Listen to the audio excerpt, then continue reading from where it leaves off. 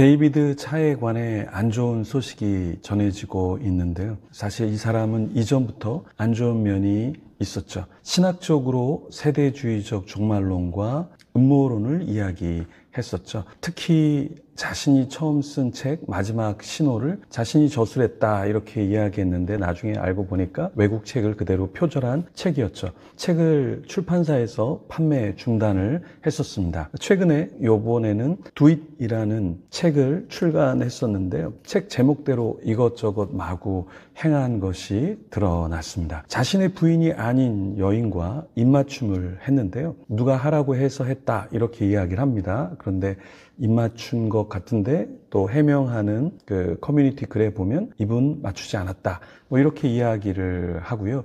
술도 좀 마신 것 같아요. 이렇게 사진을 보면 술인 것 같은데 명확하게 뭐 제가 술을 마시지 않기 때문에 이게 뭔지는 잘 모르겠지만 술인 것처럼 보이죠.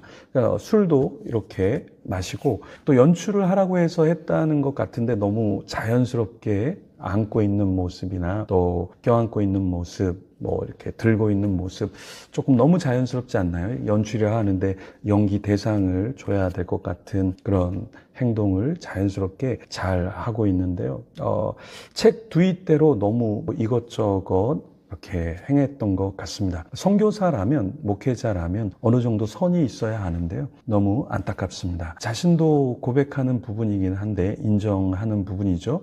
헌금을 가지고 주식을 했는가? 라고 했을 때 여만섭 원장님이 직접 통화를 해서 정말 헌금을 갖고 주식을 했는가 라고 물었을 때 다른 변명을 대다가 그냥 단도직입적으로 다시 묻죠. 주식을 했습니까? 헌금을 가지고 그런데 했다라고 시인을 하긴 했는데요. 나중에 다시 다 헌금으로 집어넣었다.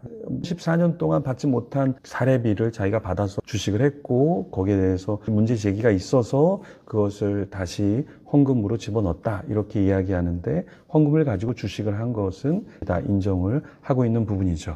정말 안타까운 것은 여러 가지 일이 있었지만 데이비드 차 이 사람이 전적으로 자신이 뭔가를 잘못했다라고 하면 오히려 받아줄 수 있는데 누군가에게 조정을 당하고 누군가의 협박을 당했다. 그래서 내가 이렇게 했다. 그러면서 그 사람의 이름을 계속해서 거론하면서 글을 기록하고 있는데요. 커뮤니티 글에 자신이 왜 이렇게 했는가를 변명조로 계속해서 이야기를 했는데 이것은 더 안 좋은 모습인 것 같아요. 실수를 했다면 정말 실수를 했다. 잘못을 했으면 잘못을 했다. 이렇게 이야기를 하면 오히려 따랐던 사람들이 조금은 그래도 기도를 해주고 미안해하는 그 마음을 받아줬을 텐데 오히려 변명적으로 모든 것을 이 사람이 나를 협박했고 이 사람이 나를 연출했고 그렇기 때문에 내가 그런 행동을 했다. 이것은 받아들이기가 오히려 더 어려운 것이죠.